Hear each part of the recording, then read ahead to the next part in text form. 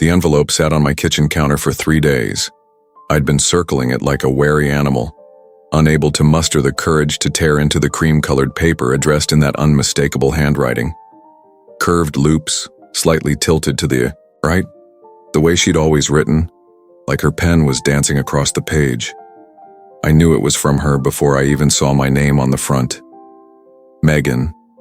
After everything, she had the audacity to write me a letter.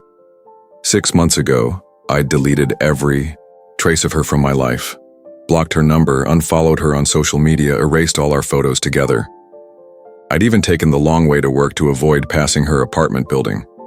The digital severance had been swift and complete. One final text message, then nothing. But now, here was this tangible reminder of her existence, a physical bridge between her world and mine that I couldn't simply swipe away. I poured myself a glass of whiskey, the good stuff I'd been saving for a special occasion, and sat down at the kitchen table. The envelope stared back at me, patient and unassuming, as if it hadn't been sent to detonate whatever peace I'd managed to construct in the aftermath of us. It's funny how a person can disappear from your life but still occupy so much space in your mind. Even after all these months, I still caught myself reaching for my phone to tell her something funny that happened at work, or wondering what she'd think of the book I was reading, or rolling over in bed half expecting to find her there. The ghost of her lingered in the corners of my apartment, in the coffee shop where we used to meet, in the songs that used to be ours. The final text I'd sent her was both a surrender and an indictment. I can't do this anymore. I deserve better than to be your backup plan. Goodbye, Megan. Then I'd blocked her number before she could respond, before she could pull me back into her orbit with explanations and promises and that voice that always seemed to find its way past my defenses. Now, as I took another sip of whiskey, the bitter burned sliding down my throat, I wondered if I'd made the right choice. Had I been too hasty, too proud? But then I remembered the nights I'd spent waiting for her to call, the canceled plans, the vague excuses, the way she'd look through me sometimes like I was just another piece of furniture in the room. With a deep breath, I picked up the envelope and tore it open. Dear Alex, I know I'm probably the last person you want to hear from right now. I almost stopped reading there. She was right. She was the last person I wanted to hear from. But something made me continue. I'm not writing to ask for forgiveness or to try to fix what broke between us. I know some things can't be repaired once they're shattered. I'm writing because there are things you deserve to know. Things I should have told you a long time ago. Do you remember the night we met? That random Tuesday at the Rusty Nail when you spilled your drink on my new shoes? You were so apologetic, so genuinely distressed at ruining my cheap knockoffs that I couldn't help but find it endearing. What you don't know is that I'd noticed you the moment you walked in. You had this quiet confidence about you, this gentle presence that seemed to fill the room without demanding attention. I'd been watching you all night, trying to work up the courage to talk to you. When you spilled your drink, I was secretly relieved because it gave us a reason to speak. I've never told you that before. I've never told you a lot of things. My hands trembled slightly as I turned the page. The Rusty Nail. I hadn't been back there since the breakup. It wasn't even that great a bar, but it was ours, and I couldn't bear the thought of being there without her, of possibly running into her with someone else. The truth is, I was scared, Alex. Terrified, actually. Not of you, never of you, but of what you represented. You were all in from the beginning. You showed up. You remembered things I mentioned in passing. You made space for me in your life without hesitation. And it terrified me because I didn't believe I deserved that kind of love. I didn't believe I was capable of returning it. The night before your birthday last year, when I said I couldn't make your dinner because of work, I lied. I was sitting in my car outside your apartment having a panic attack. I had the present I'd bought you, that vintage record player you'd been eyeing, wrapped in the back seat. But I couldn't bring myself to come up. All I could think was that eventually I would disappoint you. Eventually you would see through me and realize I wasn't worth the energy you were investing. So I drove away and texted you that lie about work, hating myself with every word. I remembered that night. I'd invited a few close friends over for dinner. But the only person I really wanted there was her. I'd made her favorite meal. Roasted chicken with lemon and herbs, crispy potatoes, that arugula salad with the honey vinaigrette she always raved about. I'd opened a bottle of wine and left it to breathe, checked my phone every few minutes, willing it to ring. When her message finally came through, "Can't make it. Swamped at work, so sorry." I'd put on a brave face for my friends, but later, that night, I'd stood in the shower and let the water drown out the sound of my disappointment. I'm in therapy now. Have been for the past 4 months. Turns out I have some deeply rooted attachment issues stemming from childhood trauma I've never properly addressed. Who knew, right? That was a joke. A poor one, I admit. My therapist asked me recently what I regretted most about our relationship. I told her it was the way I left things, the way I gradually withdrew instead of being honest about my fears. I regret every dinner I missed, every call I didn't return, every time I created distance when all I really wanted was to be closer to you. But most of all, I regret not telling you about my diagnosis. I stopped reading. Diagnosis? What diagnosis? In the year and a half we'd been together, Megan had never mentioned any health concerns beyond the occasional migraine or cold. My mind raced through possibilities, each more alarming than the last. 3 months before we broke up, I found a lump. I convinced myself it was nothing. I was too young for cancer, too healthy, too busy with life to be sick. But when I finally got it checked out, the doctors were concerned enough to order a biopsy. I didn't tell you because I didn't want to worry you unnecessarily. I told myself I'd wait for the results, and if it was serious, then I'd tell you.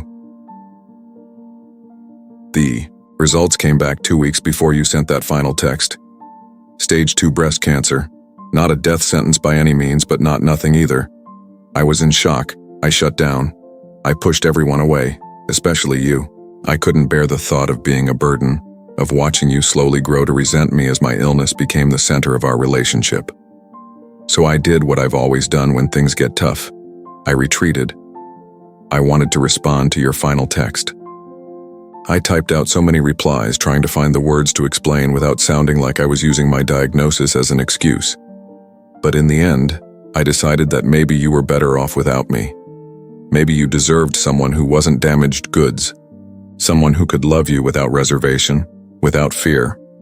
I'm getting treatment now. The prognosis is good. I've had surgery and I'm halfway through chemotherapy. I've lost my hair. Turns out I have a surprisingly well-shaped head, which is a small mercy. But they're optimistic that we've caught it early enough. I put the letter down, my hand covering my mouth. Cancer. She had cancer and I'd walked away, without giving her a chance to explain. The whiskey in my glass suddenly looked unappetizing and I pushed it aside. I felt sick, hollowed out by this revelation. I'm not telling you this to make you feel guilty or to win back your sympathy. I'm telling you because you deserve to know the truth. You deserve to understand that it wasn't about you, Alex. It was never about you not being enough. If anything, you were too much, too good, too kind, too loving for someone as broken as I was. I'm different now. Facing your own mortality has a way of clarifying things, of stripping away the excuses and defenses you've built up over a lifetime. I don't know if I'm a better person. That's not for me to judge. But I'm trying to be more honest, more present, more grateful for the time I have. I saw you last week, walking out of that bookstore on 7th that you love. You were carrying a stack of books and smiling at something on your phone. You looked happy and I was glad. I ducked into a coffee shop before you could see me. I didn't want to disrupt whatever peace you found. I closed my eyes, trying to remember if I had been at that bookstore recently. I had. Last Tuesday, I'd gone to pick up a special order, a first edition of The Great Gatsby that I'd been saving for months to buy. I'd been texting with my sister, laughing at a meme she'd sent. And all that time, Megan had been watching from across the street, her hair possibly gone, her body battling an enemy I knew nothing about. I don't expect a response to this letter. I don't even know if you'll read it. Maybe you'll see my handwriting and throw it away unopened. I wouldn't blame you. But if you have read this far, thank you. Thank you for giving me the chance to explain, even if it's too late to matter. I'm living with my sister now. It's easier to have someone around during treatment. If you ever want to reach out, I've included my new number below. If not, I understand. Either way, I wish you all the happiness in the world, Alex. You deserve it. Love. Meg and I stared at the letter for a long time after I finished reading it, the words blurring as tears filled my eyes. Outside, rain had started to fall, gentle patters against the window that matched the erratic beating of my heart. Cancer. Megan had cancer, and instead of being there for her, I'd cut her out of my life completely. But was it fair to blame myself? How could I have known? She had chosen not to tell me, had chosen to push me away instead of letting me in. Even as I tried to justify my actions, I knew that if I had been more patient, if I had pushed harder for the truth instead of assuming the worst, things might have been different. I reached for my phone, then hesitated. What would I even say? Sorry I blocked you while you were dealing with cancer. Hope your chemo is going well. Every potential opening line sounded inadequate, almost offensive in its simplicity. And yet, the alternative, saying nothing, letting her believe I didn't care, seemed even worse. With trembling fingers, I unblocked her number and typed a message. I got your letter. Simple, neutral, an acknowledgement without commitment. Then, I deleted it. I'm sorry about your diagnosis, I wish you'd told me. Better, but still not right. Delete, I miss you.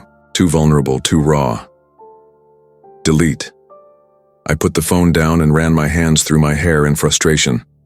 This shouldn't be so difficult. We had once shared everything, our hopes, our fears, our bodies, our dreams. But now, crafting a simple text felt like trying to translate a language I'd forgotten how to speak. In the end, I decided to call her. Not right away. I needed time to process, to figure out what I wanted to say, what I wanted to ask. But soon. In the meantime, I folded the letter carefully and placed it back in its envelope. The next morning, I woke up with a clarity I hadn't felt in months. I knew what I needed to do. I got dressed, made a stop at the florist on the corner, and headed to the address Megan had included in her letter, her sister's place in the West End. The building was a charming brick townhouse with window boxes, full of pansies and a wrought iron railing leading up to the front door. I stood on the sidewalk for a moment, taking deep breaths, the bouquet of white lilies and blue hydrangeas clutched tightly in my sweating hand. Then I climbed the steps and rang the bell. Megan's sister Claire answered the door. She looked at me with surprise, then recognition, then a guarded expression that made me wonder what Megan had told her about our breakup. Alex, she said, neither a welcome nor a dismissal, just a statement of fact. Hi, Claire. Is Megan home? She hesitated, studying my face as if searching for signs of malice or insincerity. She's resting. The treatment takes a lot out of her. I understand, I said, though of course I didn't, not really. How could I understand what Megan was going through? I got her letter yesterday. I needed to see her. Claire's expression softened slightly. She wasn't sure you'd read it. She almost didn't send it. I'm glad she did, I said simply. Could you tell her I'm here? If she doesn't want to see me, I'll go. No pressure. Claire nodded and disappeared into the apartment, leaving me standing on the threshold, half in and half out, an apt metaphor for my relationship with Megan now. I heard murmured voices from inside, too low to make out the words, and then Claire reappeared. She'll see you, she said, opening the door wider to let me in. She's in the living room. I stepped into the apartment, which was bright and airy, with plants on every windowsill and bookshelves lining the walls. It smelled like cinnamon and something medicinal, an odd but not unpleasant combination. I followed Claire through the entryway and into an open living area, where Megan was sitting on a couch wrapped in a thick blanket despite the warmth of the day. The first thing I noticed was her lack of hair, just as she'd mentioned in the letter. Her head was covered with a pale blue scarf tied in a simple knot at the nape of her neck. The second thing I noticed was how small she looked, how fragile, as if the force of her personality had been diminished along with her physical presence. But when she looked up at me, her eyes were the same, dark brown with flecks of amber, eyes that had always seen too much. Hi, she said, her voice slightly hoarse but steady. "Hi," I replied, suddenly at a loss for words. "What did you say to someone who had once been the center of your world, then a stranger and now something in between?" "I brought you these," I added lamely, holding out the flowers. She smiled, a real smile that reached her eyes and transformed her face back into the Megan I remembered. "You remembered." I had. White lilies had always been her favorite, and blue hydrangeas reminded her of summers at her grandmother's house on the coast. I nodded, handing the bouquet to Claire, who murmured something about finding a vase and tactfully left us alone. I sat down in an armchair across from Megan, leaning forward with my elbows on my knees. "I'm sorry," I said, the words tumbling out before I could overthink them. "I'm so sorry, Megan." She shook her head. "Don't be. You had every right to walk away." "No, I didn't. Not like that. I should have given you a chance to explain. And I should have been honest with you from the beginning," she countered. "We both made mistakes." There was a pause, not exactly uncomfortable but heavy with unspoken words and shared history. Outside, the rain had stopped, and sunlight streamed through the windows, catching dust motes in its golden beams. "How are you feeling?" I asked finally, gesturing vaguely at her body, wrapped in the blanket. She gave a small laugh. "Today's a good day. I had treatment 3 days ago, so the worst of this round is over. My immune system is basically non-existent, hence the blanket fortress and Claire's constant sanitizing of everything I touch. And the prognosis? Good, like I said in the letter. The surgery went well, and the chemo is doing its job. I'm one of the lucky ones," I nodded, relief washing over me. "I'm glad." Another pause, longer this time. "Why did you come, Alex?" she asked finally, her voice soft but direct. "You could have called or texted." I considered the question, turning it over in my mind. Why had I come? It would have been easier to send a message to maintain the distance that had been our status quo for the past 6 months. But the moment I'd read her letter, I knew a text wouldn't be enough. "Because I needed to see you," I said simply. "Because reading about what you've been going through felt inadequate. I needed to be here in person to tell you that I'm sorry and that I understand now why you pulled away. And to ask if there's anything I can do to help." Her eyes filled with tears and she looked away, blinking rapidly. "You don't owe me anything, Alex. This isn't about owing, it's about caring." I never stopped caring, Megan. Even when I was angry, even when I blocked your number and tried to convince myself I was better off without you. I never stopped caring. She turned back to me, a tear sliding down her cheek. "I never stopped caring, either." Claire returned with the flowers arranged in a blue glass vase which she set on the coffee table between us. "I'm going to run some errands," she announced, a transparent excuse to give us privacy. "Megan, do you need anything while I'm out?" Megan shook her head. "I'm good, thanks." After Claire left, she turned her attention back to me. "So, what now?" It was the question I'd been asking myself all night, and I still didn't have a clear answer. "Honestly, I don't know. I just knew I couldn't read that letter and do nothing." She nodded, understanding. "For what it's worth, I didn't send it to make you feel guilty or to manipulate you into coming back into my life. I just thought you deserved the truth." "I know," I said. "That's why I'm here. Not out of guilt, but because now that I know the truth, I want to be part of the solution, not another problem for you to deal with." She laughed, a genuine sound that reminded me of lazy Sunday mornings and inside jokes. "Always the fixer." I smiled back. "Some things don't change." We talked for hours after that, filling in the gaps of our time apart. She told me about her treatment schedule, the side effects, the good days and bad days. I told her about my job, my family, the books I'd been reading.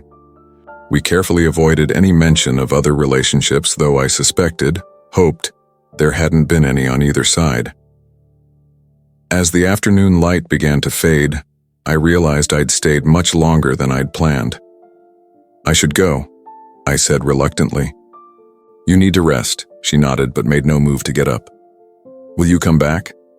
The question hung in the air between us, weighted with possibility and uncertainty. I knew what I wanted the answer to be, but I also knew that rushing back into each other's lives without addressing the underlying issues would be a mistake. "I'd like to," I said carefully, "but I think we need to be honest about what that means. I can't just be your friend, Megan." I tried to pretend I could move on, but reading your letter made me realize I've been stuck in the same place since the day I sent that text. "And where is that?" she asked quietly. "Still in love with you," I admitted, the words both terrifying and liberating. "But also still hurt, still scared that the same patterns will repeat. I need to know that you're all in this time, cancer or no cancer. I need to know that you'll talk to me when things get hard, not push me away." She was quiet for a long moment, her fingers playing with the fringe of her blanket. "I can't promise I'll never be scared again," she said finally. "But I can promise to be honest about it when I am. I can promise to try, every day, to be worthy of your love. Is that enough?" I stood up and moved to sit beside her on the couch, taking her hand in mine. It was cold and I rubbed it gently between my palms to warm it. "It's a start," I said. She leaned her head against my shoulder, and we sat there in silence as the room grew dim around us. It wasn't a perfect reunion. There were still wounds to heal, trust to rebuild, fears to overcome, but it was a beginning, or perhaps more accurately, a continuation of a story that had never really ended. Later that night, as I was getting ready for bed, my phone buzzed with a text. "Thank you for coming today. For the flowers. For everything." I smiled as I typed my reply. "Thank you for the letter, for your honesty, for giving us another chance." Her response came quickly. "See you tomorrow?" "Tomorrow and all the days after that," I promised.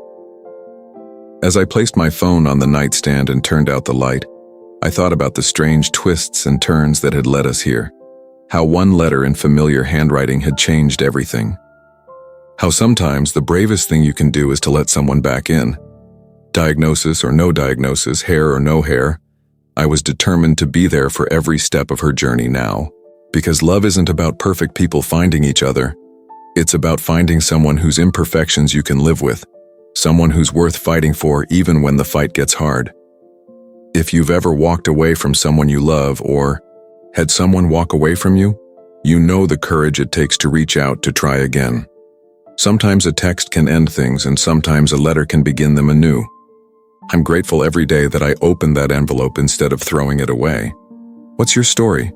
Have you ever reconnected with someone after thinking they were gone from your life forever? Share in the comments below. If this story touched you, give it a like. And don't forget to subscribe for more real, emotional stories that remind us we're all just trying to find our way in this complicated world. Until next time, remember that sometimes the endings we fear the most are just unexpected beginnings in disguise.